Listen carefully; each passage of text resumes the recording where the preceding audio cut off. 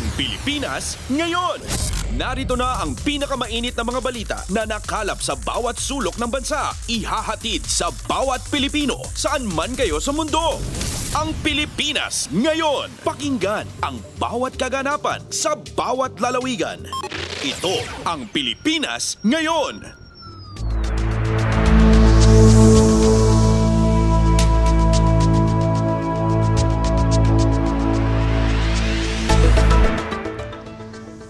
Magandang araw po sa ating mga taga-subaybay sa ating programang Ang Pilipinas Ngayon. Ako po si Ven Lones. Samahan po ninyo ako sa kabuuan na ating programa ngayong araw na ito. Kapapalooban pa rin po ng ilan sa mga pangunahing balita mula dito sa ating bansa.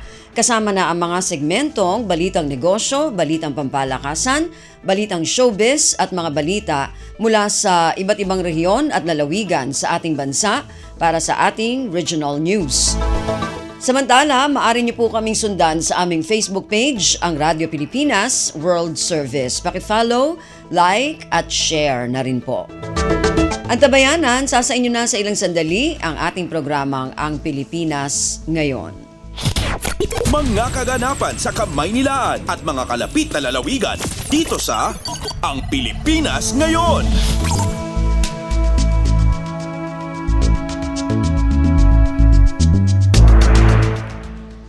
Sa ating mga balita, hindi bukas si Pangulong Ferdinand Romualdez Marcos Jr. sa anumang uri ng dialogo kaugnay sa impeachment. Ito ang muling binigyang diin ni Communications Undersecretary at Palace Press Officer Attorney Claire Castro. Ang pahayag ay kaugnay sa patuloy na pagtatanong ng media sa mga mambabatas sa umano'y dialogo sa issue ng impeachment. Sinabi ni Castro na hindi makikipag-usap si Pangulong Marcos sa mga mambabatas kaugnay sa impeachment trial ni Vice President Sara Duterte.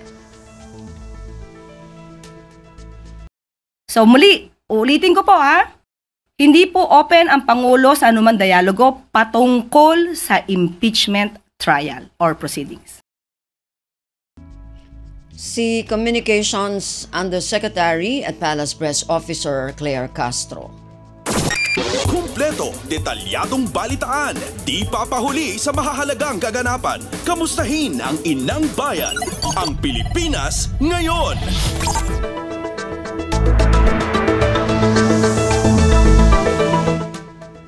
Baka ikahiya ng mga legal luminaries at batikang mga dating senador ang kasalukuyang nangyayari sa Senate Impeachment Court kung nabubuhay pa ang mga ito ngayon. Ito ang sagot ni Attorney Antonio Bucoy, spokesperson ng House Prosecution Panel, nang matanong kung ano sa palagay niya ang masasabi ni dating Senador Jose Jocno, Lorenzo Tañada at Joker Arroyo sa nagaganap ngayon sa Senado.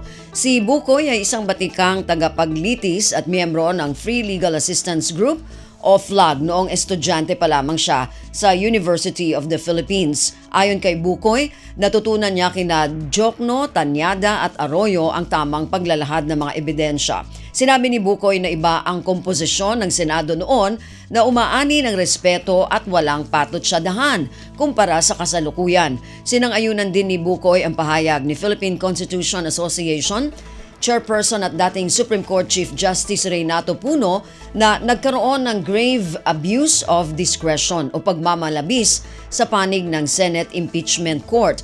Partikular na ipinunto ni Bucoy ang remand na wala anya sa saligang batas at angkop lamang sa mga regular na korte. Pasada ng mga balita mula sa Pilipinas para sa mga Pilipino saan man sa mundo. Ang Pilipinas ngayon. Maganda ang naging implementasyon sa pagsali sa mga minimum wage earner para makabili ng 20 pesos na bigas. Ito ang ibinalita ni Department of Labor and Employment o DOLE Secretary Bienvenido Laguesma sa Radyo Pilipinas, Radyo Publiko. Sa isang kasunduan kasama si Agriculture Secretary Francisco Tiu Laurel Jr., sinabi ng kalihim na ipatutupad ito hanggang katapusan ng taon. Anya aalamin sa pilot testing kung paano pa mapapaganda at maisasaayos ang pagpapatupad sa nasabing programa.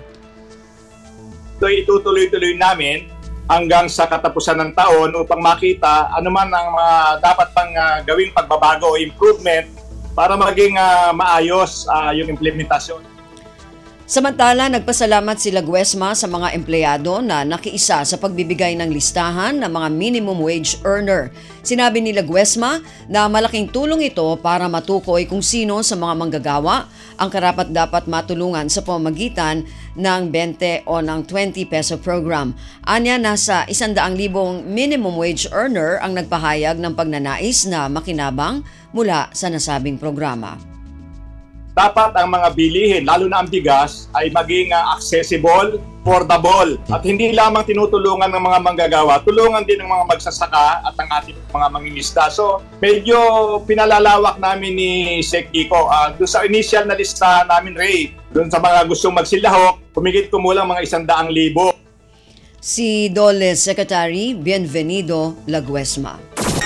Kumpleto, detalyadong balitaan, di papahuli sa mahahalagang kaganapan. Kamustahin ang inang bayan, ang Pilipinas ngayon. Pinamamadali ni Pangulong Ferdinand Romualdez Marcos Jr. ang pagkumpuni ng mga sirang silid-aralan. Inatasan ni Pangulong Marcos ang Department of Education at Department of Public Works and Highways na madaliin ang pagsasaayos sa mga silid-aralan, mga palikuran at mga lugar na maaring maghugas ng kamay sa mga paaralan sa buong Pilipinas. Ayon kay Communications Undersecretary at Palace Press Officer Claire Castro, malinaw ang utos ng Pangulo na dapat ay mayroong ligtas at maayos na lugar para sa edukasyon ng mga mag-aaral. Dagdag ni Castro, pinatitiyak din ng Pangulo sa Department of Health na dapat maayos ang mga klinika sa mga paaralan at pagpapatuloy ng bakunahan sa mga paaralan. At tiyakin ang mas mabilis na pagtatayo ng bagong classrooms, lalo na sa mga barangay na dating apektado ng insurgency at sa mga last mile schools na matagal nang walang kuryente o pasilidad. Undersecretary at Palace Press Officer Claire Castro. Pasada ng mga balita mula sa Pilipinas para sa mga Pilipino saan man sa mundo. Ang Pilipinas ngayon. Inatasan ni Pangulong Ferdinand Romualdez Marcos Jr. ang ilang ahensya ng gobyerno na tiyaking ligtas na makakabalik ang mga estudyante sa mga paaralan na ginawang evacuation centers sa Negros Island dahil sa pag-aalboruto ng Bulkang Kanlaon.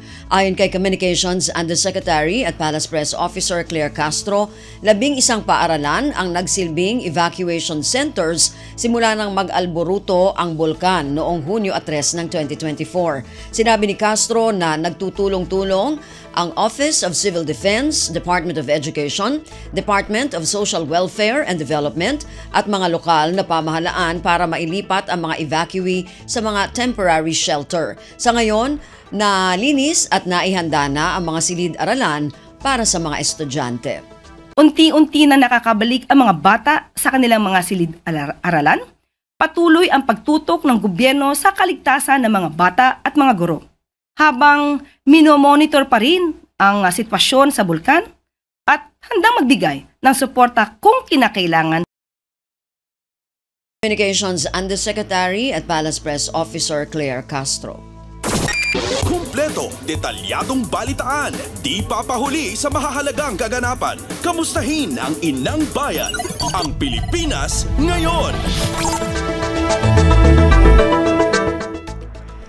Pinaigting ng Department of Social Welfare and Development o DSWD ang hakbang nito laban sa bullying, pagsusulong ng mental health at ligtas na paligid para sa mga kabataan. Ito ang tugon ng DSWD matapos ipag-utos ni Pangulong Ferdinand Romualdez Marcos Jr. na tugunan ang pangangailangan ng mga estudyante sa pagbubukas ng klase. Ayon kay DSWD Secretary Rex Gatchalian, mayroong isasagawang mga session at workshop para sa mga magulang, kabataan at guardian para sa anti-bullying at iba pang paksa tulad ng teenage pregnancy, child nutrition at values education. Sinabi ni Gatchalian na kapwa ang biktima at ang sanhi ng pag-uugali ng aggressor ang tinututukan sa programa. Sa mata namin ang kabataan ay isang vulnerableng sektor. Yun ang bully bagamat siya yung aggressor meron rin tayo dapat na intervention sa kanya. Meron tayo dapat psychosocial intervention. Secretary Rex Gatchalian. Pasada ng mga balita mula sa Pilipinas para sa mga Pilipino saan man sa mundo. Ang Pilipinas ngayon. Umani ng suporta mula sa mga magulang at estudyante ang ipinag-utos ni Pangulong Ferdinand Romualdez Marcos Jr. na pagpapalakas ng presensya ng mga pulis sa mga paaralan. Sa Malacanang ipinakita sa media ang mga video kung saan nagpapasalamat kay Pangulong Marcos ang mga magulang at mag-aaral ng Ramon Magsaysay High School dahil sa mga hakbang para mapanatiling ligtas at protektado ang mga paaralan. Ayon sa mga magulang, naramdaman nila na ligtas ang mga anak dahil may mga pulis malapit sa kanilang paaralan. Sinabi rin ng mga mag-aaral na kumpiyansa silang ligtas ang kanilang pagbabalik sa mga paaralan dahil sa presensya ng mga pulis.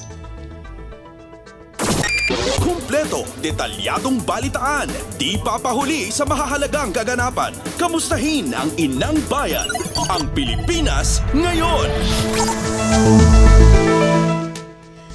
Naglunsad ng Department of Social Welfare and Development o DSWD ng electric shuttle service para sa mga person with disability o PWD. Ito ay matapos ipag-utos ni Pangulong Ferdinand Romualdez Marcos Jr.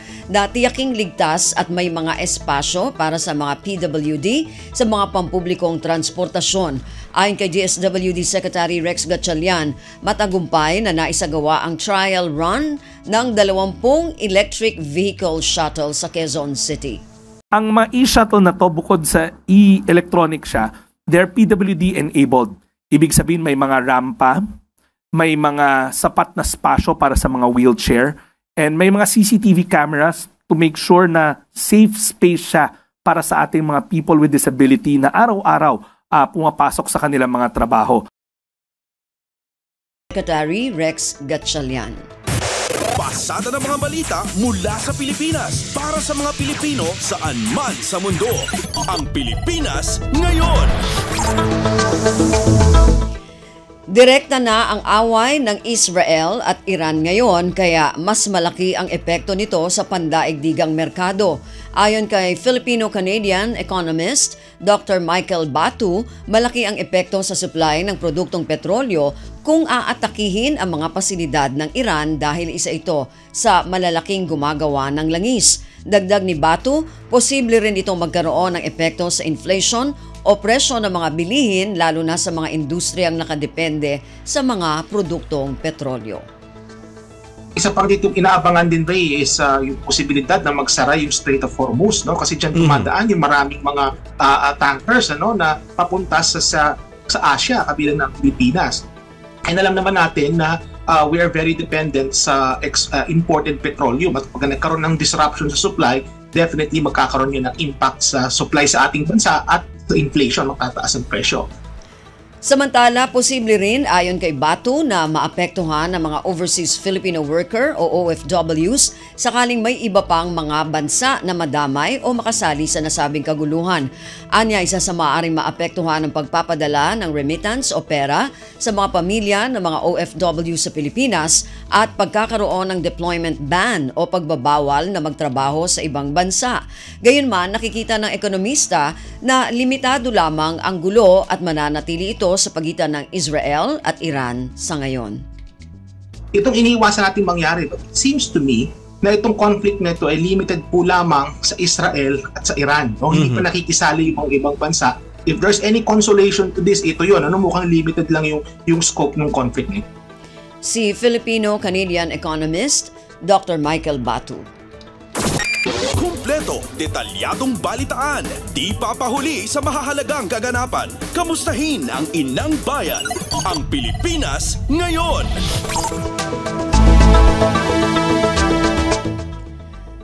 Mariing pinabulaanan ni Lanao del Sur Representative Zia Alonto Adyong ang pahayag ni Vice President Sara Duterte na tanging mga kaalyado lamang ng administrasyon ang binibigyan ng sapat na pondo. Tugon ito ng mambabatas sa pahayag ni Duterte na halos kapareho lamang ng 2025 budget na 733 milyong piso ang kanyang hihilingin para sa 2026 dahil hindi naman anya binibigyan ng pondo ang hindi kaalyado ng administrasyon. Iginiit ni Adyong na ang pondong inilalaan ng gobyerno ay nakabatay sa pangangailangan ng isang opisina, hindi sa politikal na katayuan ng taong nakaupo. Paliwanag pa ni Alonto na nagsisilbing sponsor ng budget ng Office of the Vice President o OVP ngayong 2025, lahat ng ahensya ay may karapatang magsumite ng budget proposal at dadaan ito sa masusing pagbusisi ng Department of Budget and Management at Development Budget Coordination Committee. Tungkulin anya ng Kongreso na suriin ang mga pondo na hinihiling ng patas at batay sa aktual na pangangailangan. Pasada ng mga balita mula sa Pilipinas para sa mga Pilipino saan man sa mundo. Ang Pilipinas Ngayon. Inilunsad muli ng Metropolitan Manila Development Authority o MMDA ang may isang bersyon na may karagdagang features ng May Huli Ka website. Ayon kay MMDA Traffic Enforcement Group Director, Attorney Victor Nunez, makakatulong ang website para madaling malaman ng mga motorista sakaling mayroon itong nalabag na batas trapiko. Ang bagong bersyon ng website ay isinagawa kaugnay ng ipinatutupad na No Contact Apprehension Policy o ng NCAP. Kailangan mo na i-encode yung motor vehicle file number. Ito pong MV file number, makikita mo siya sa Certificate of Registration ng iyong vehicle. Nasa upper left corner siya. Ilang, digits na numbers just to ensure an added security. Tala, ibinahagi ni Nunez na may mga enhancement pang isasagawa ang MMDA sa May Huli Ka website. Anya sa gagawing pagpapaunlad dito, inaasahang makikita rin sa website ang detalye at pruweba ng hindi pagsunod sa isang batas trapiko. Ayon kay Nunez, kapag naidagdag na ang naturang feature, makikita na rin ang screenshot ng lugar kung saan nahuli ang isang motorista. Makikita mo na rin yung screenshot kung saan ka nahuli, anong violation, magkano ang fine, saang lugar, time and date. It was also promised by our chairman that soon we will also have a user creation feature na mayroong one-time password. Halimbawa po, marami kang sasakyan. Traffic Enforcement Group Director, Attorney Victor Nunez. Kumpleto, detalyadong balitaan, di papahuli sa mahahalagang kaganapan. Kamustahin ang inang bayan, ang Pilipinas Ngayon. Nagbabala ang National Privacy Commission o NPC kaugnay sa trending na artificial intelligence o AI mermaid filter at ibang gaya nito. Ayon kay NPC Data Security and Compliance Office Director Attorney Obin Arnieva, may mga personal na impormasyon na kinokolekta mula sa mga gumagamit ng mga AI filter na maaring banta sa seguridad ng mga datos na ito. Anya nagsagawa ang NPC ng data analysis, partikular sa TikTok app at napag-alaman na walang privacy notice na ibinibigay ang nasabing mobile application sa mga gumagamit nito. Hindi alam ng ating mga mamamayan na gumagamit ng TikTok kung yung kinokolekta bang personal na datos nila ay binibenta pa sa iba o ginagamit pa ng ibang kumpanya. Kaya kung nandyan na ang personal na datos mo online, magagamit na yan in the future, nandyan na yan forever. Samantala, maglalabas ng show cause order ang NPC laban sa kumpanya ng TikTok sa tanggapan nito sa Taguig City. Sinabi ni Nieva na kailangang magparehistro sa NPC ang TikTok para matiyak ang seguridad ng mga personal na impormasyon ng mga mamamayang gumagamit sa mobile app na ito. Ayon kay Nieva, napakadelikado na walang privacy notice sa TikTok dahil biometric data ang kinukuha nito partikular sa trending na AI mermaid filter. Dagdag ni Nieva, posibleng magamit ang mga datos na ito sa identity theft at iba pang panloloko o scam online. Ang biometric ay naglalaman ng inyong facial features or facial geometry. Hindi lang po yan. Yung app access ay pwedeng nilang ma-access yung iyong gallery. Dapat pag iyong dina-download yung app, i-limit nyo lamang yung photos na dapat ma-access ng application. Pag yan na-access, kahit yung boses mo sa ibang video, pwede nang i-analyze at subject ka na to identity theft, identity fraud, at unauthorized profiling. Si NPC Data Security and Compliance Office Director Attorney Obin R. Nieva. Kumpleto, detalyadong balitaan, di papahuli sa mahahalagang kaganapan. Kamustahin ang inang bayan, ang Pilipinas ngayon. Sinasanay na ng Philippine Air Force o PAF ang kanilang mga piloto para sa paparating na FA-50 fighter jets. Ito ay makaraang i-anunsyo ng Department of National Defense o DND ang pagbili ng mga bagong asset bilang bahagi ng Horizon 3 ng AFP Modernization Program na nagkakahalaga ng $700 milyong. Ayon kay Air Force spokesperson Colonel Maria Consuelo Castillo, kaakibat ng 12 bagong batch ng mga FA-50 mula South Korea ang ilang makabagong features nito. Titiyakin anyang sapat ang kanilang mga tauhan na kayang magpalipad ng pinaka-modernong kagamitang panghimpapawid ng bansa.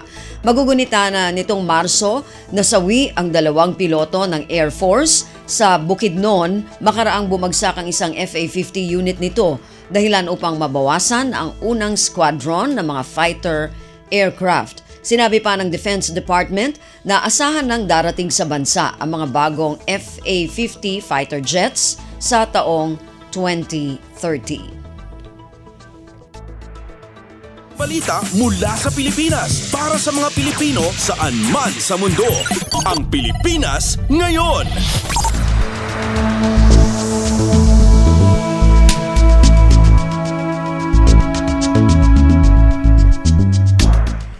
Narinig po ninyo ang ilan sa mga pangunahing balita mula dito sa ating bansa. Samantala, antabayan na naman po ang mga balita mula sa iba't ibang rehiyon at lalawigan dito sa Pilipinas para sa ating regional news pagkatapos po ng ilang mga paalala. This is a public service announcement. Maging handa sa oras ng sakuna. Para sa iyo at sa iyong pamilya, laging siguruhin. Go Bag ay nakahanda at naglalaman ng mga sumusunod. Ilang pirasong damit, ready-to-eat na pagkain at inuming aabot ng 3 araw. Personal na gamit para sa inyong hygiene. First aid kit kabilang ang alcohol, bandages, gamot sa lagnat, ubo at sipon, pati na rin ang inyong vitamins at maintenance medicines. Maglagay ng pito, flashlight, lighter o posporo. Huwag kalimutan ang mga charger o power bank. At higit sa lahat, isama ang mga importanteng gamit gaya ng inyong mga legal na dokumento, IDs, ATM o passbook, insurance at iba pa. This is a public service announcement. Public service announcement From PBS, Presidential Broadcast Service and Radyo Pilipinas. Kasabay ng pagdiriwang ng anibersaryo ng kasarinlan ng Pilipinas, binigyan diin ni Pangulong Ferdinand R. Marcos Jr. na ang kanyang pamahalaan ay nagsisikap na tugunan ang bawat pangangailangan ng mamamayan upang mas madama ang tunay na kalayaan. Sa bagong Pilipinas, hindi kasalanan ang pagbibigay ng opinyon at lalong hindi mali ang kritisismo, bagkus ito ang nagbibigay buhay at kinang sa ating demokrasya. Ang totoong kalaban ng kalayaan ay ang pagiging manhid. Manhid sa hinain ng taong bayan, manhid sa kalagayan ng ating kapwa, manhid sa kapanganan ng ating bansa. Nag-iwan naman ng hamon ang Pangulo para maiwasan ang pagsasamantala sa ating kalayaan. Ang mga kasinungalingan walang hangganan, mga balitang walang katotohanan at maling impormasyon, ito ang mga salot sa ating kalayaan. Maging mapanuri tayo lagi. Alamin natin ang totoo. Labanan ang mga kasinungalingan. Piliin natin maging tapat kahit walang nakakakita. Piliin natin na manindigan, lalo na kung may nagkakamali. Piliin natin ang pagkakaisa sa gitna ng pagkakaiba. Para sa iba pang mga balita at impormasyon, manatiling nakatuto. Tapat sa pag-uulat. Radyo Pilipinas. Radyo Publiko 738.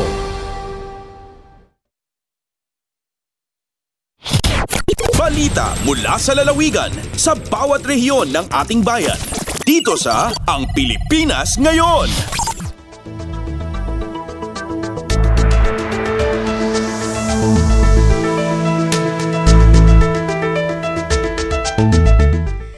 Nagbabalik ang ating programang Ang Pilipinas Ngayon. Dadako naman po tayo sa ating regional news ngayong araw na ito. Unahin natin ang mga balita mula sa rehiyon ng Luzon, mula sa Dagupan, mga barangay VAUSI desk officers sa bayan ng mga Tarem, Pangasinan, muling pinulong ng Municipal Social Welfare and Development Office o MSWDO. Ang detalye ng balitang ito mula kay Ruel de Guzman. Ginawa dyan bali ng mga Tarem, Pangasinan sa second quarter meeting na are Violence Against Women and Their Children o VAUSI desk officers na are barangay. Ayan aktibidad, ya ginawa at Shahani Sports Complex at dinauluan ng Municipal Social Welfare and Development Office o MSWDO na Bitang Balay tan inyo na ng Miss Cristina Artates kay iba so are tuo na abitlan opisina. Aya at ginawaan ang napakasiltan na pabalag ni so kaantaan, kasaragan, tan koordinasyon na are barangay VAUSI desk officers dyan panagbunbun na are kaso na panag-abuso at sare kabihian tan kalangwaran. Aktibo na akisakoy, iray VAUSI desk officers na barangay no inar are arom at ang ipalapag na are best practices da tan are arom ya problema na arap da at panagbunbun na are kaso ni Pakar at VAUSI. Sa kimot niya initda na balat at sayan aktibidad so importansya na panag-itar na monthly report at suston oras. Malalapod Radyo Pilipinas Dagupan, Shaks Roel de Guzman para Radyo Pilipinas World Service. Balita mula sa lalawigan sa bawat rehiyon ng ating bayan. Dito sa Ang Pilipinas Ngayon.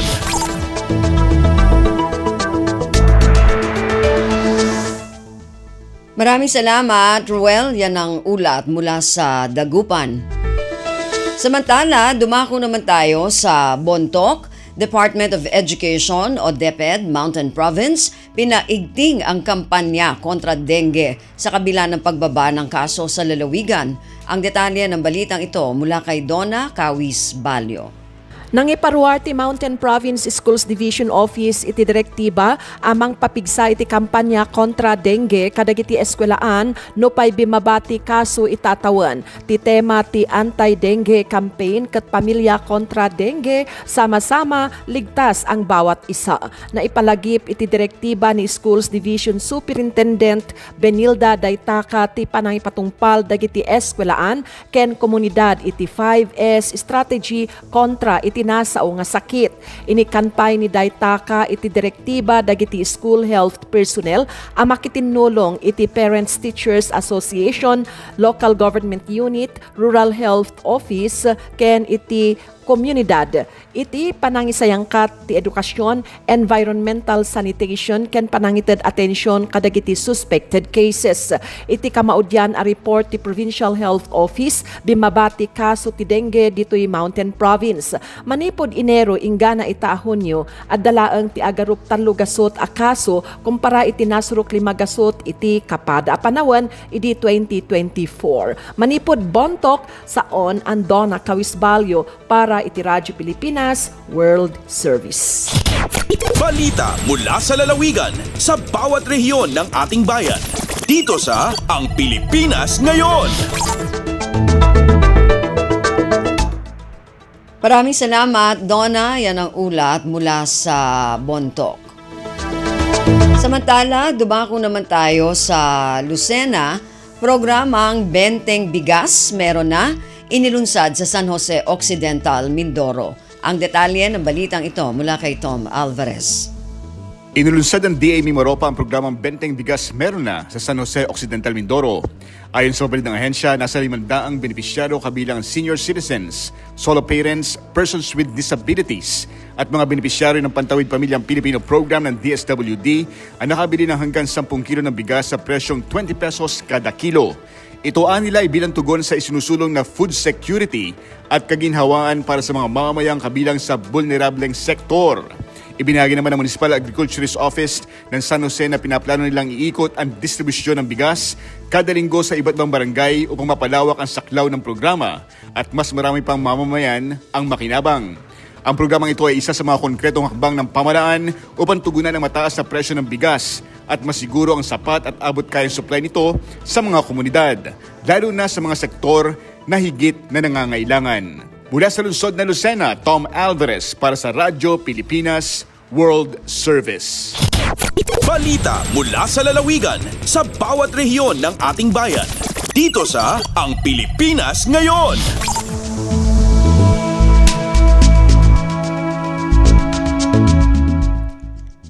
Maraming salamat, Tom. Yan ang ulat mula sa Lucena. Dumako naman tayo sa Palawan. Pagsulat ng mga katutubong titik ng Tagbanwa at Palawan itinampok sa Baragatan 2025. Ang detalye ng balitang ito mula kay Lizel Pilapil. Bilang pakikisara sa pagselebra ng Baragatan Festival 2025, ing pangunan ng National Museum of the Philippines Tabon Cave Complex ang isarang baruwaten sa natawag ding Pambansang Museo sa Baragatan, ang Pusaka, i-workshop on Sarat, Itagbanwa, Palawan. Katuyuan, idyang kapawasag, igtawan kabuy, iuman ang mga unang alba silapitong sistema ipagsulat, ang mga nagbibong Tagbanwa, Palawan. Agalem ang mga tawan alin sa National Museum of the Philippines Tabon Cave Complex nga paagi sa buruwaten nga diyang asambit ay mas magkakatiner kinailaman ang mga agpasakop tungod sa kahalagahan ni ang surat at maging sa istorya. Digi ay matatawan ni lugar ang mga aratender nga magsulat gamit ang kawayan nga maman ang pagpapaagi nga nakaugli ang gamit kanudaya ang ginikanan. Alin digi sa Radyo Pilipinas Palawan, Ja si Lizel Pilapil para sa Radyo Pilipinas World Service. Balita mula sa lalawigan sa bawat rehiyon ng ating bayan. Dito sa Ang Pilipinas Ngayon. Maraming salamat, Lizel. Yan ang ulat mula sa Palawan at kabuang ulat mula sa rehiyon ng Luzon. Samantala, dumako naman tayo sa rehiyon ng Kabisayaan mula sa Calbayog. Department of Public Works and Highways, Samar 1st District Engineering Office, nagpapatuloy sa pag-aayos ng kalsada sa bayan ng Tarangnan, Samar. Ang detalye ng balitang ito mula kay Suzette Pretencio. Nagpapadayon ang pagkalsada sa DPWH Samar 1st District Engineering Office sa bungtosan Tarangnan sa probinsya San Samar, ini in kasumpay sa pagkatapos sa road construction sa Barangay Mahakob. Ginpondohan ang proyekto sa ilarom sa General Appropriations Act o GAA para sa tuig 2024. Ang 24.5 million pesos nga proyekto in naglalakip sa 477 meters nga Portland Cement Concrete Pavement o PCCP nga may kahaluag nga 6.1 meters. Kaapi gihapon sini ang 80 meters nga drainage canal nga 155 meters nga stone masonry agud malikyan ang pag-anas sa tuna nga maging mas marig-on ang kalsada. Sumala sa Summer 1st, importante ang pagpaupay sa mga kalsada sa mga kabaryuhan sugad sa Barangay Mahakob, labi na nga hirayo-sira sa sentro. Nakakabulig ini sa pag-uswag sa ekonomiya, pagpaurusa sa komersyo, ngan pagpaupay sa kalidad sa kinabuhi sa mga residente. Tikang sa Radyo Pilipinas Calbayog, ini si Suzette Pretencio para sa Radyo Pilipinas World Service. Balita mula sa lalawigan sa bawat rehiyon ng ating bayan. Dito sa Ang Pilipinas Ngayon.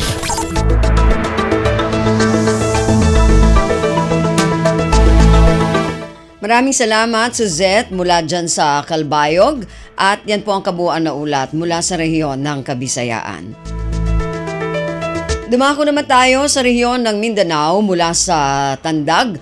Brigada Plus patuloy ngayong isinasagawa sa iba't ibang paaralan sa lungsod ng Tandag, Surigao del Sur. Ang detalye ng balitang ito mula kay Raymond Aplaya. Gibutyag ni Dr. Gregoria Su, ang Schools Division Superintendent sa Department of Education o DepEd Tandag City Division, nga nagapadayon gihapon karon ang pagpagayon sa Brigada Plus diha sa mga eskwelahan. Sa interview sa Radyo Pilipinas Tandag, gipahayag niini nga nagsugod kini niadtong adlaw nga Lunes, Hunyo 16, nga moy unang adlaw sa pag-abri sa klase alang sa school year 2025 to 2026 o mulungtad hangtod sa katapusan ning kasamtangan nga school year. Sumala pa nga dinhi pagahimon ang mga aktibidad diha sa mga eskwelahan nga wala mahuman atol sa brigada eskwela ning nakalabay nga semana. Usana niini mao padayong pagpanglimpyo diha sa mga classroom o gapalibot sa eskwelahan, ingon man ang pag-repair ni ato mga kagamitan nga gikinahanglang ayuhon. Hinon giklaro ni Dr. Asu nga dili maapektuhan niini ang klase sa mga magtutungha nga nagsugod na usab niadtong Lunes. Gikan sa Radyo Pilipinas Tandag, kini si Raymond Aplaya alang sa Radyo Pilipinas World Service. Balita mula sa lalawigan sa bawat rehiyon ng ating bayan. Dito sa Ang Pilipinas Ngayon.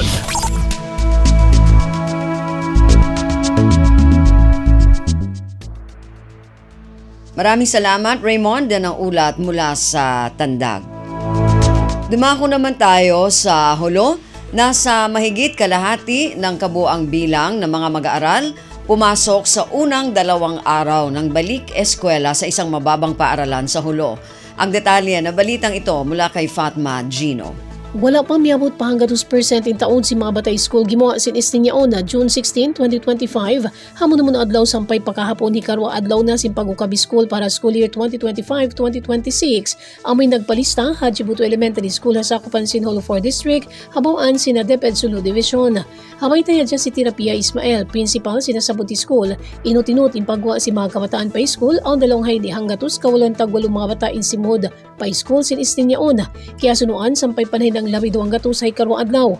Huwat-huwat ini aming makakuha na katan na adlaw ini hasupaya katenguan nila na impyag kahindo si mga kamastalan. Bisan pabukon hanggang 2% in attendance si mga bata, tiyan tuway ni sin hanggang 2% in attendance sin kamastalan nila. Amin wala nagbati laul magtuyra na ginang sinhinang kewajib kanila. Samantala, perasin kayo ng mga kaiskulan masi problema sin Hajibuto Elementary School in school building. Pagkalarak na ingkaymanan aming kakunan na ihon ang babal mula patintuhan hasupaya di makapiligro ang mga kabataan. Wat-wat Ismael in karilan da parulisim parinta ina concern laruon. Dengho RP Holoy ni Fatma Dilicino para Radyo Pilipinas World Service. Balita mula sa lalawigan sa bawat rehiyon ng ating bayan. Dito sa Ang Pilipinas Ngayon.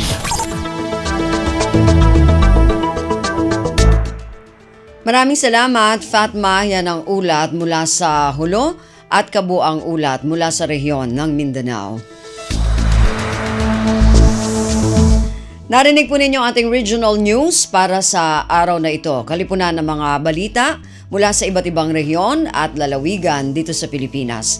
Samantala, antabayanan naman po ang ating mga segmentong Balitang Negosyo, Balitang Pampalakasan at Balitang Showbiz sa pagbabalik ng ating programang Ang Pilipinas Ngayon. Welcome back to school, dear students! Excited na ba kayo? Hooray for the new lessons, new classmates, at new challenges! We wish you all the best this new school year. Have fun, pero syempre, stay focused sa studies at sama-sama tayo sa Bayang Bumabasa. Isang mensahe mula sa Presidential Broadcast Service at Radyo Pilipinas. Kasabay ng pagdiriwang ng anibersaryo ng kasarinlan ng Pilipinas, binigyan diin ni Pangulong Ferdinand R. Marcos Jr. na ang kanyang pamahalaan ay nagsisikap na tugunan ang bawat pangangailangan ng mamamayan upang mas madama ang tunay na kalayaan. Sa bagong Pilipinas, hindi kasalanan ang pagbibigay ng opinyon at lalong hindi mali ang kritisismo, bagkus ito ang nagbibigay buhay at kinang sa ating demokrasya. Ang totoong kalaban ng kalayaan ay ang pagiging manhid. Manhid sa hinain ng taong bayan, manhid sa kalagayan ng ating kapwa, manhid sa kapakanan ng ating bansa. Nag-iwan naman ng hamon ang Pangulo para maiwasan ang pagsasamantala sa ating kalayaan. Ang mga kasinungalingan walang hangganan, mga balitang walang katotohanan at maling impormasyon, ito ang mga salot sa ating kalayaan. Maging mapanuri tayo lagi. Alamin natin ang totoo. Labanan ang mga kasinungalingan. Piliin natin maging tapat kahit walang nakakakita. Piliin natin na manindigan, lalo na kung may nagkakamali. Piliin natin ang pagkakaisa sa gitna ng pagkakaiba. Para sa iba pang mga balita at impormasyon, manatiling nakatuto. Tapat sa pag-uulat. Radyo Pilipinas, Radyo Publiko, 738. This is a public service announcement. Maging handa sa oras ng sakuna. Para sa iyo at sa iyong pamilya, laging siguruhin. Go Bag ay nakahanda at naglalaman ng mga sumusunod. Ilang pirasong damit, ready-to-eat na pagkain at inuming aabot ng 3 araw. Personal na gamit para sa inyong hygiene. First aid kit kabilang ang alcohol, bandages, gamot sa lagnat, ubo at sipon, pati na rin ang inyong vitamins at maintenance medicines. Maglagay ng pito, flashlight, lighter o posporo. Huwag kalimutan ang mga charger o power bank. At higit sa lahat, isama ang mga importanteng gamit gaya ng inyong mga legal na dokumento, IDs, ATM o passbook, insurance at iba pa. This is a public service announcement. Public service announcement From PBS, Presidential Broadcast Service, and Radyo Pilipinas. Lagay ng ekonomiya, kalakalan, negosyo at iba pa. Atin ang alamin dito sa Ang Pilipinas Ngayon.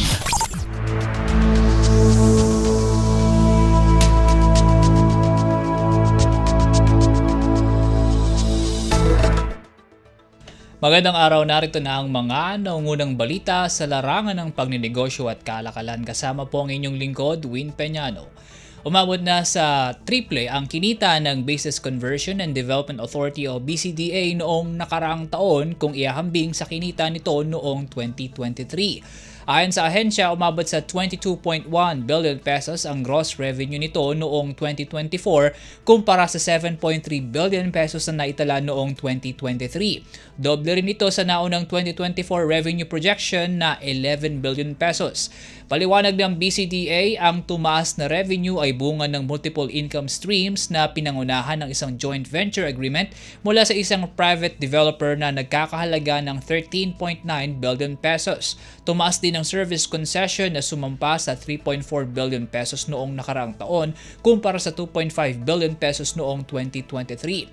Samantala, umabot naman sa 1.59 billion pesos ang business and lease income ng ahensya. Sa isang pahayag, sinabi ni BCDA President and CEO Joshua Bingkang na ang figura ay sumasalamin sa mga oportunidad para sa inklusibong paglago, kalidad ng mga trabaho at maginhawang pamumuhay para sa mga Pilipino. Tiniyak din ito ang patuloy na pagkamit ng ahensya sa kanilang misyon na gumawa ng smart, sustainable communities at makapag-deliver ng transformative infrastructure sa mga darating pang henerasyon. Salig sa Republic Act 7227, minabandato ang BCDA na i-transform ang mga dating kampo militar bilang sentro ng paglago. Ang mga revenue ay nakukuha nito ang mga revenue nakukuha nito ay buhat sa land disposition, lease, joint ventures at concession fees. Bahagi ng mga pondong ito ay nire-remit sa Bureau of Treasury bilang dividends at kontribusyon sa modernisasyon ng Armed Forces of the Philippines at iba pang beneficiary agencies. Ang nalalabing revenue ay ginagamit naman sa reinvestment ng mga infrastructure project upang mapalakas ang mga economic zone, mapahusay ang regional connectivity at makaakit ng pamumuhunan. Lagay ng ekonomiya, kalakalan, negosyo at iba pa. Atin ang alamin dito sa Ang Pilipinas Ngayon.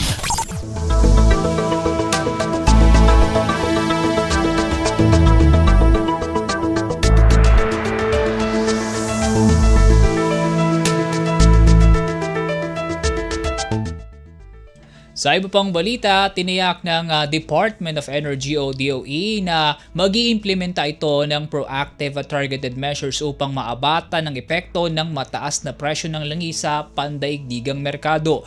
Ginawa ng kagawaran ng pahayag sa gitna ng patuloy na sumisiglab na aerial war sa pagitan ng Israel at Iran. Ayon kay Energy Undersecretary and Officer in Charge Sharon Garin at Undersecretary Alessandro Sales, magsasagawa sila ng inspeksyon sa mga oil depot sa Maynila upang masigurong nakasusunod sa required inventory ang mga oil firm. Sinabi rin ng ahensya na nakikiusap sila sa mga kumpanya ng langis na utay-utayin ang price adjustments lalo na kung may bigla ang pagtaas ng presyo sa pandaigdigang merkado. Kasabay niyan, tiniyak din ng DOE na handa ang pamahalaan sa pag-roll out ng fuel subsidies sa mga direktang maapektuhan ng fuel price increase, partikular ang mga nasa sektor ng transportasyon at agrikultura. Sa kasalukuyang polisiya ng pamahalaan, automatikong ipinatutupad ang fuel subsidies para sa mga tsuper ng mga pampublikong sasakyan at magsasaka sakaling sumampa sa $80 per barrel ang presyo ng Dubai crude oil. Ayon sa DOE, ngayong taon ay may alokasyong 2.5 billion pesos ang ahensya para sa fuel subsidies ng lahat ng driver ng mga pampublikong sasakyan sa bansa, habang may 585 million pesos namang nakatabi ang Department of Agriculture para sa kahalintulad na subsidiya sa mga magsasaka at mangingisda. Lagay ng ekonomiya, kalakalan, negosyo at iba pa. Atin ang alamin dito sa Ang Pilipinas Ngayon.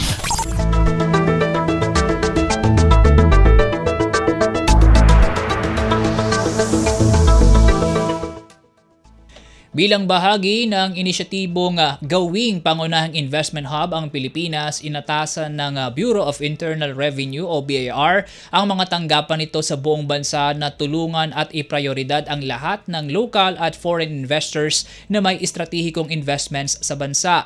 Sa isang pahayag, sinabi ni BIR Commissioner Romeo Lumagi Jr. na ang hakbang na ito ay upang makahikayat ng dagdag na pamumuhunan sa bansa salig sa panawagan ni Pangulong Ferdinand R. Marcos Jr. na gawing top investment destination ang Pilipinas. Bilang miyembro ng Investment Facilitation Network o InfaNet, target ng BIR na pabilisin ang rehistrasyon at pagproseso ng mga pamumuhunang inendorso ng Board of Investments, maging ang pagpapasimple sa tax-related requirements para sa strategic investments. Pagtitiyak ni Lumagi, gagawin ng kawanihan ang tungkulin nitong maka-attract pa ng maraming investors sa bansa, lalo't kailangan ito sa nation building at pagpapaunlad ng bansa. Lagay ng ekonomiya, kalakalan, negosyo at iba pa. Atin ang alamin dito sa Ang Pilipinas Ngayon.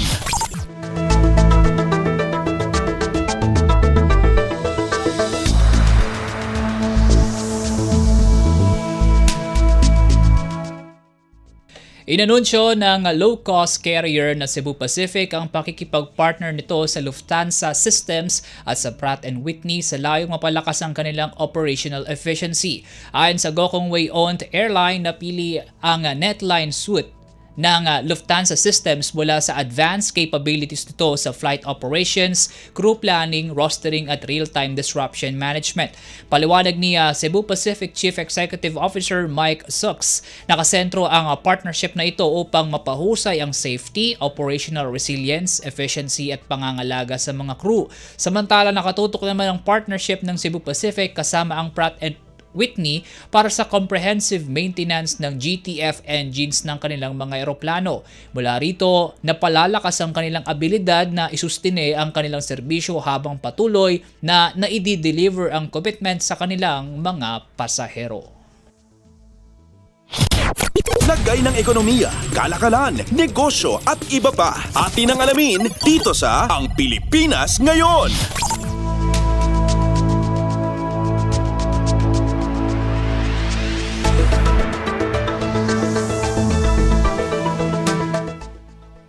At para naman sa ating foreign exchange rates ngayong araw, Hunyo 18 as of 1 p.m., ang palitan ng piso sa United States dollars ay nasa 56 pesos and 58 centavos, 39 centavos sa Japanese yen, 04 centavos sa South Korean won, 7 pesos and 21 centavos sa Hong Kong dollar, 44 pesos sa Singaporean dollar, 7 pesos and 87 centavos sa Chinese yuan, 15 pesos and 08 centavos sa Saudi Arabian Riyal, 64 pesos and 97 centavos sa palitan sa Euro, 76 pesos sa United Kingdom Pound at 41 pesos and 37 centavos sa Canadian Dollar. Lagay ng ekonomiya, kalakalan, negosyo at iba pa. Atin ang alamin dito sa Ang Pilipinas Ngayon.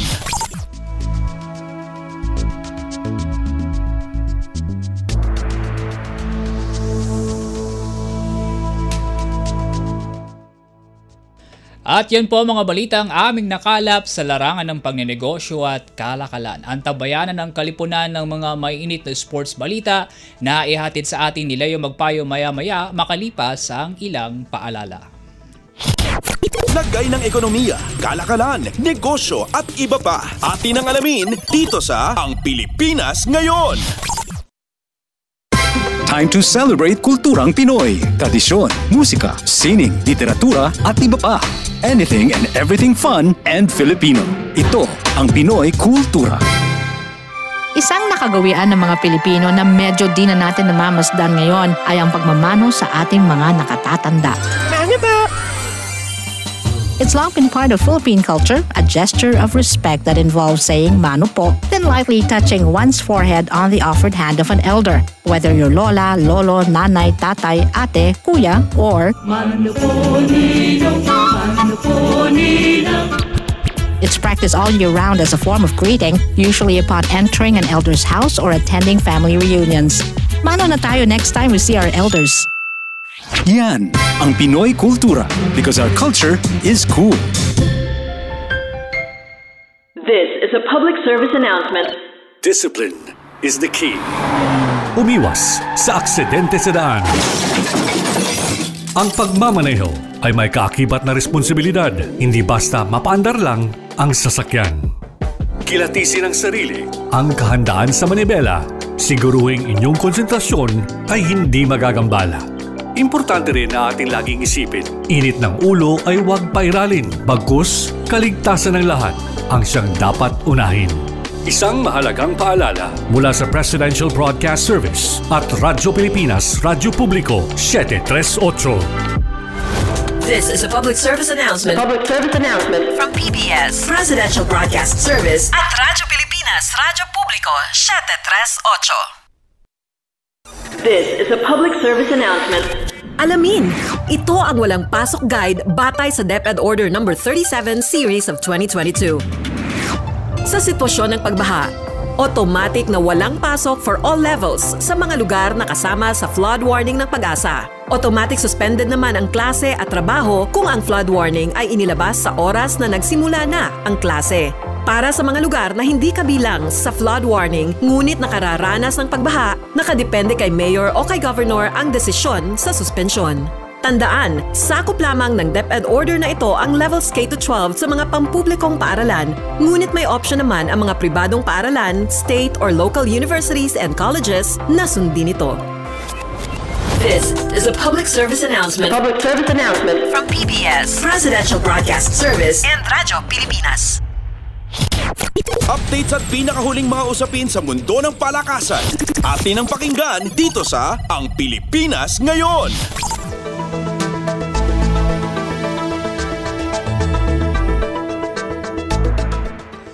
At nagbabalik po ang ating programang Ang Pilipinas Ngayon.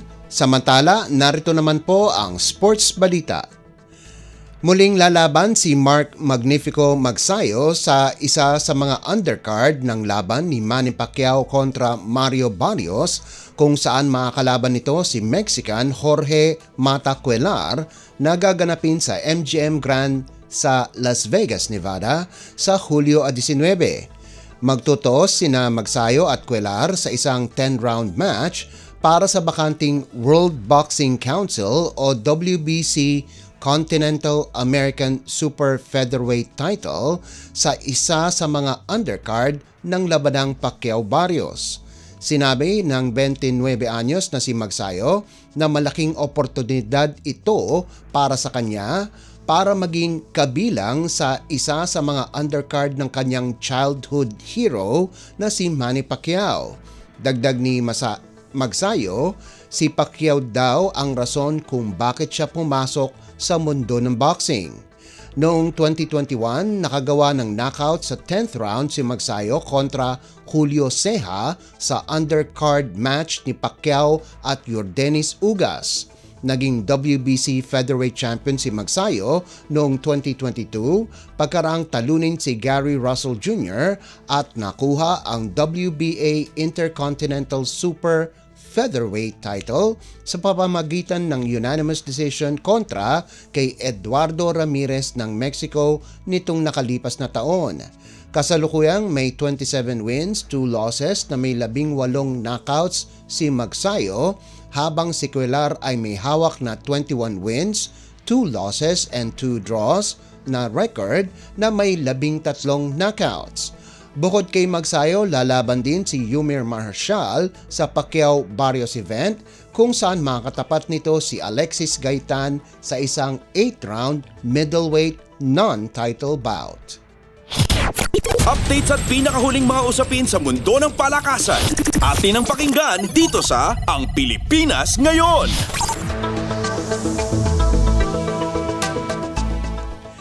Matapang na kinalaban ng Alas Pilipinas Men ang Pakistan kahit hindi na nakapaglaro si team captain Mark Espejo sa huling 3 sets bago makuha ang 25-18, 25-12, 18-25 at 25-22 pagkatalo para buksan ang 2025 AVC Nations Cup nitong Martes na ginanap sa Bahrain.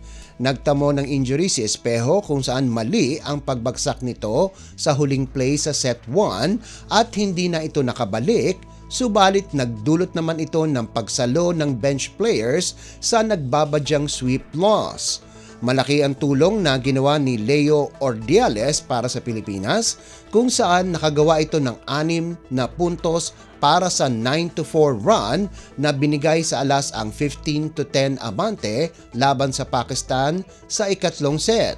Sumali naman ang kanyang ibang teammate sa National University kung saan ang middle blocker na si Peng Tagibolos at outside spiker na si Buds Budin ay tumulong para paluwigin ang kalamangan sa 20-14 habang nakagawa ng quick spike si Lloyd Josaphat para dalhin ang Alas sa set point 24-17. Isang attack error mula kay Afak Khan ang nagbigay sa Pilipinas ng panalo sa third set at dalhin ang laban sa ika-4 na set. Nagsilbing breakout game ang talo para kay Ordiales kung saan lumiyab ito ng may 22 puntos galing sa 15 attacks, 5 blocks at 2 service aces, habang sina Steven Rotter at Budin ay kapwa nagtapos na may 10 puntos kung saan bumagsak ang Alas sa 0-1 record sa Pool C. Pinangunahan naman nina Murad Khan, Afak Khan at Musawer Khan ang opensa para sa world number 49 na Pakistan na may 14 na puntos bawat isa at kunin ang maagang liderato tangan ang 1-0 record. Susunod para sa Alas ay ang world number 45 na Chinese Taipei nitong Miyerkules kung saan ang mananalo ay may tsansang makapasok sa quarterfinals. Updates at pinakahuling mga usapin sa mundo ng palakasan. Atin ang pakinggan dito sa Ang Pilipinas Ngayon.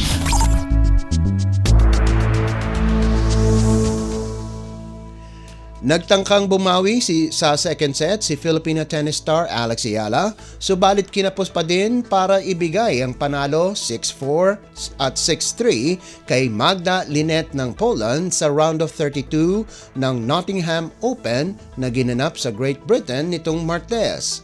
Dahil sa talo, tanggal na ang 20 anyos na si Ayala sa grass tournament pagkaraang manalo ng 2 beses sa qualifiers. Nakapasok sa main draw ang world number 77 na si Ayala pagkarang talunin ang world number 87 na si Anca Todoni ng Romania 6-3, 7-6 at 6-3 sa second round ng qualifiers. Unang tinalo ni Ayala si Varvara Gracheva ng France 6-3, 3-6 at 6-3 sa first round nitong Sabado. Kamakailan lamang ay kinapos si Ayala sa sa Women's Tennis Association o WTA 125 Lexus Ilkley Open Quarterfinals kung saan tinalo siya ni defending champion Rebecca Marino ng Canada 6-1, 0-6, 6-7.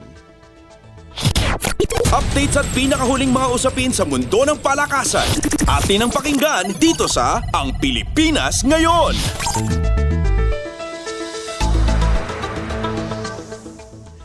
Pagkatapos ang kanyang makulay na paglalaro sa kolehiyo at nakakuha pa ng kampyonato, malaking hakbang ang nasa kinabukasan ni Leo Aringo sa profesional na liga kung saan pumirma ito ng kontrata para maglaro sa koponan ng Saitama Azalea sa 2025 to 2026 Japanese V-League.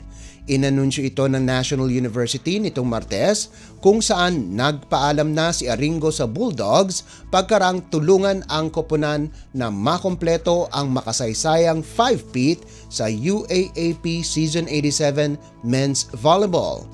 Krusyal ang papel na ginampanan ng veteranong outside hitter para patagalin ang paghahari ng NU sa UAAP pagkatapos nilang talunin ang top-seeded Far Eastern University sa finals tungo sa kanilang ikalimang sunod-sunod na kampyonato. Nakuha ng team captain ang Finals Most Valuable Player Award kung saan lumabas na ito na pala ang kanyang huling paglalaro para sa Bulldogs. Updates at pinakahuling mga usapin sa mundo ng palakasan. Atin ang pakinggan dito sa Ang Pilipinas Ngayon. At bilang pangwakas sa ating segmentong sports balita, kumubra na naman ng panalo ang nagliliyab na Emilio Aguinaldo College pagkarang biguin ang University of the Perpetual Help System Delta sa kumbinsidong 77-52 panalo sa 18th PhilOil Eco-Oil Preseason Cup. Sumakay ang Generals sa may init na kamay nina Brian Angeles, Joshua Tolentino at John Kudyamat para kunin ang kanilang ikatlong sunod-sunod na panalo at pagandahin ang kanilang record sa 5-1, katabla ang De La Salle College of St. Benilde sa ikalawang pwesto ng team standings. Pinangunahan ni Angeles ang opensa sa nalikom nitong 12 puntos kasama pa ang 4 na rebounds at 1 assist habang sina Tolentino at Kudyamat ay kapwa nakapagtala ng 11 markers kung saan patuloy na ipinapatunay ng Generals na isa silang title contender pagdating ng NCAA Season 101. Dahil sa talo, bagsak ang Altas sa 1-4 baraha. Tanging si Patrick Slayat lamang ang nakagawa ng double digit pagkarang nagposte ang dating Far Eastern University player ng 10 puntos. Bago nito, tinalo din ng EAC ang defending champion Mapua University 71-64 bago nakatakas sa Jose Rizal University sa isang 75-71 panalo. Sa iba pang laban, patuloy ang impresibong performance ng Colegio de San Juan de Letran at Mapua University sa preseason ilang buwan bago magsimula ang aksyon sa NCAA Season 101. Madaling nakuha ng Knights ang kanilang ika-4 na sunod-sunod na panalo pagkarang lamunin ang Jose Rizal University 84-73. Malaki ang nagawa ng mga veteranong players katulad nina Deo Quahao na nagtapos na may 15 puntos habang ang veteran big man na si Kevin Santos ay nakalikom ng 13 markers, 7 rebounds, 2 assists at 1 steal para mapaganda ng Knights ang kanilang record sa 6-1. Subalit ipinakita din ng Letran na meron silang mga bagong players na kayang makipagsabayan sa mga veterano. Nagtapos ang mga bagong mukha na sina Peter Rosilio at Aaron Buensalida ng may 12 puntos bawat isa. Samantala, nalusutan ng defending champion Mapua ang isang upset laban sa San Sebastian College Recoletos kung saan malaki ang nagawa ni big man Drex de los Reyes para tulungan ang koponan sa 77-70 panalo. Halos nakagawa ng double-double ang 6'8" big man sa naitala nitong 15 puntos at 9 na rebounds habang consistent si Cyril Gonzalez sa nagawa nitong 11 markers, 3 boards, 2 steals at 1 assist kung saan tumas ang barahan ng Cardinals sa 3-2. Updates at pinakahuling mga usapin sa mundo ng palakasan. Atin ang pakinggan dito sa Ang Pilipinas Ngayon. At yan ang pinakahuling balita sa larangan ng palakasan. Ito po si Leo Magpayo. Samantala, antabayanan nyo naman po ang ating segmentong Balitang Artista na ihahatid sa inyo ni Steph Vicente sa pagbabalik ng ating programang Ang Pilipinas Ngayon, pakalipas lang po ng ilang paalala. Updates at pinakahuling mga usapin sa mundo ng palakasan. Atin ang pakinggan dito sa Ang Pilipinas Ngayon. Paliwanag mo sa tao na hindi totoo yan. Dahil ang totoo, yung totoo ang dapat ninyong malaman. Nagkalat sa internet ang fake news o mali at fake news. Tinatapon niyo yung tao. What they are doing is creating panic. We say no. Yung pagkalat ng fake news. And some of it's dangerous. Sana iwasan po natin pag-spread ng fake news. At di magpapakalat ng disinformation at misinformation ang kasulukuyang administrasyon. Stop telling us fake news because you're wrong. Para sa totoo at mapagkakatiwalaang mga balita at impormasyon, Radyo Pilipinas. This is a public service announcement. Maging handa sa oras ng sakuna. Para sa iyo at sa iyong pamilya, laging siguruhin. Go Bag ay nakahanda at naglalaman ng mga sumusunod. Ilang pirasong damit, ready-to-eat na pagkain at inuming aabot ng 3 araw. Personal na gamit para sa inyong hygiene. First aid kit kabilang ang alcohol, bandages, gamot sa lagnat, ubo at sipon, pati na rin ang inyong vitamins at maintenance medicines. Maglagay ng pito, flashlight, lighter o posporo. Huwag kalimutan ang mga charger o power bank. At higit sa lahat, isama ang mga importanteng gamit gaya ng inyong mga legal na dokumento, IDs, ATM o passbook, insurance at iba pa. This is a public service announcement. Public service announcement From PBS, Presidential Broadcast Service, and Radyo Pilipinas. Ang latest, ang hottest sa showbiz and entertainment. Heto na sa Ang Pilipinas Ngayon. Magandang araw! Nagbabalik na po ang ating programang Ang Pilipinas Ngayon at narito na po ang paboritong segmento ng mga chismoso at chismosa, ang segmentong Balitang Artista. Narito muli ang iyong chikadora, Steph Vicente, upang hatid ang mga pinakamainit na showbiz balita para sa araw na ito. Hindi ko na patatagalin pa ang ating introduction at simulan na natin ang ratsyada ng mga chika. Ang latest, ang hottest sa showbiz and entertainment. Heto na sa Ang Pilipinas Ngayon.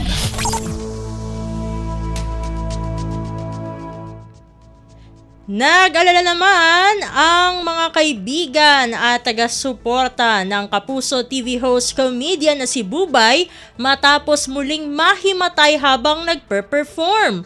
Base sa mga video sa SOCMED na tumba at nawala ng malay si Bubay habang nag-host sa isang out-of-town show. Naganap umano kamakailan sa isang summer outing ng isang private company ang nasabing insidente at outdoor daw ang venue na nilagyan lamang ng pansamantalang bubong. Sa isang episode ng OG Diaz Showbiz Update sa YouTube, napag-usapan nga ang nangyari kay Bubay kung saan marami ang nagpahayag ng pagkaawa at pangamba sa kanyang buhay. Naalala raw nila ang nangyari sa komedyante kung saan bigla na lamang itong tumigil habang ini-interview sa Fast Talk with Boy Abunda. Base sa video na ipinalabas sa vlog ni Mama Ogs, makikitang masaya at masigla pang kumakanta si Bubay at nakikipagbiruan sa mga taong naroon. May hinalikan pa nga siyang isang lalaki mula sa audience kaya naghihiyawan ang mga tao, pero after ng ilang hakbang pabalik sa stage ay bigla na lamang bumagal ang kanyang kilos hanggang sa tumumba na nga siya. Sa kabutihang palad ay nasalo agad siya ng isang babaeng nasa audience at ilang security staff kaya hindi siya tuluyang bumagsak sa lupa. Mabilis din namang na-rescue ng medic si Bubay at binitbit patungo sa backstage para mabigyan ng first aid. Ang latest, ang hottest sa showbiz and entertainment. Heto na sa Ang Pilipinas Ngayon.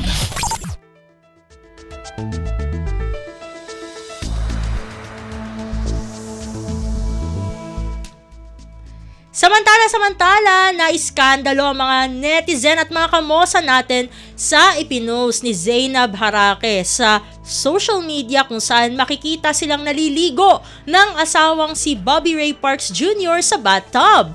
Pinagpipiestahan ng madlang people ang mga litratong ipinost ng sexy content creator sa Facebook na tila kuha sa kanilang honeymoon. Makikita sa picture si Zainab at ang asawang Filipino-American basketball player habang magkasamang nakalubog sa bathtub. Kita sa litrato si Bobby pero legs lang ng vlogger ang kanyang ipinasilip. Sa caption, binati ni Zainab ng Father's Day si Bobby Ray na inilarawan niyang pinaka-green flag na asawa. Quote and unquote, Happy Father's Day sa pinaka-green flag kong asawa, we love you so much. First Father's Day na hindi na ako yung binabati dahil meron na kaming ikaw. Yan ang sabi pa ng content creator at aktres sa kanyang FB post. Narito naman ang mga nakakatuwang reaksyon ng netizens sa bathtub scene ng mag-asawa. Sabi nga nung isa dyan, pwede ba tong gawin sa batya? New wishlist, bathtub. Natalo na naman kami kasi wala kaming bathtub. Drum at batya lang. Saving for that bathtub, I deserve it. Grabihan na talaga to, Zainab. No bathtub left the group. Marami na dito ang magpapagawa ng bathtub sa bahay. Kahit gawa lang sa kawayan ang bahay, importante may bathtub. Nauna rito sa kanilang YouTube channel, ibinahagi ni na Zainab at Bobby Ray na ang halos 1 oras na video na naglalaman ng ilang highlights sa kanilang kasal. Ayon kay Zainab, nagpapasalamat siya sa kanyang groom dahil ito raw ang tumulong sa muling pagkakabuo ng nawasak niyang puso. Ang latest, ang hottest sa showbiz and entertainment. Heto na sa Ang Pilipinas Ngayon. At sa pagtatapos ng ating segmento, looking forward na ang kapuso actor at TV host na si Raver Cruz na maging tatay sa mga magiging anak nila ni Julie Ann San Jose. 3 taon nang magkarelasyon ang kapuso celebrity couple at palagi naman nilang sinasabi sa kanilang mga interview na natagpuan na nila ang forever sa isa't isa. Ayon kay Raver, kilalang-kilala na nila ni Julie ang ugali ng bawat isa kaya alam na nila kung paano i-handle kapag may mga issue sila sa kanilang relasyon. Quote and unquote, I mean what you see is what you get naman sa amin Sobrang genuine lang ng relationship namin. Wala kaming, alam mo, yung mga filters. I mean, minsan nga nagkakalimutan ko na naka-IG live pala kami. Pinapakita ko yung tunay na sarili ko na alam mo yon, yan ang say ni Raver. Eto pa, quote and unquote, and every time nakasama ko siya, hindi nawawala yung kilig ko kapag kasama ko siya. So, ayun. Tungkol naman sa pagpapakasal, sabi nga niya, quote and unquote, syempre doon naman napapunta, wedding plans na pag-uusapan namin, pero yung wedding plans kasi, gusto ko kasi syempre, ma-surprise pa rin siya kahit na sinasagot ko ito sa interview. Importante pa rin na wala siyang matunugan kung kailan mangyayari. Sundot na tanong sa aktor kung next year na ba ang wedding, ang sabi niya, quote and unquote, malalaman din naman ng lahat. Saka syempre, iyang plano na yan dapat sinisimulan ko sa magulang niya. Samantala, sina Raver at Julie Ann pa rin ang mga host ng The Clash 2025 na mapapanood tuwing linggo sa Kapuso Network with The Clash panel, Asia's Nightingale na si Lani Misalucha, ang Asia's Romantic Balladeer na si Christian Bautista at ang Comedy Concert Queen na si Ai Ai de las Alas.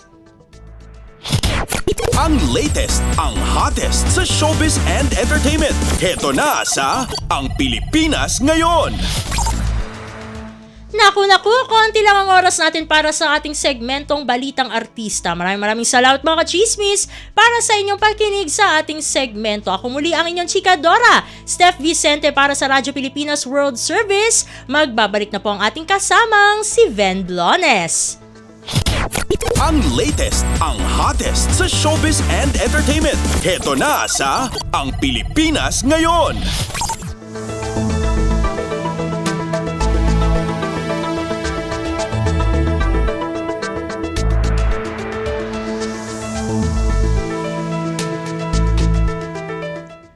Narinig po ninyo ang ating mga segmentong Balitang Negosyo, Balitang Pampalakasan at Balitang Showbiz. At yan po ang kabuuan ng ating programang Ang Pilipinas Ngayon. Magpapasalamat muna tayo sa mga nakasama natin sa ating programa ngayong araw na ito. Sa ating mga executive producer, kina Steph Vicente at Jerome Toledo. Sa mga nakasama natin sa ating technical side, kina Susan Aizon, Milo Jonella, Hero Lucero at Anthony Pimentel. Maraming salamat din sa mga kasamahan natin na nag-ulat para sa ating mga segmento, para sa ating balitang negosyo, kay Erwin Peñano sa ating balitang pampalakasan, kay Leo Magpayo sa ating balitang showbiz, kay Steph Vicente at sa mga kasama natin na nag-ulat mula sa iba't ibang rehiyon at lalawigan dito sa ating bansa para sa ating regional news at sa ating station manager na si Mr. Ray Sampang. Hanggang sa susunod na edisyon na ating programang Ang Pilipinas Ngayon, ako pong muli si Ven Blones. Maraming salamat po at mabuhay po tayong mga Pilipino. At yan ang Pilipinas Ngayon. Muling samahan si Ven Blones sa parehong oras at alamin ang pinakahuling mga kaganapan at balita saan man kayo naroon. Ang Pilipinas Ngayon.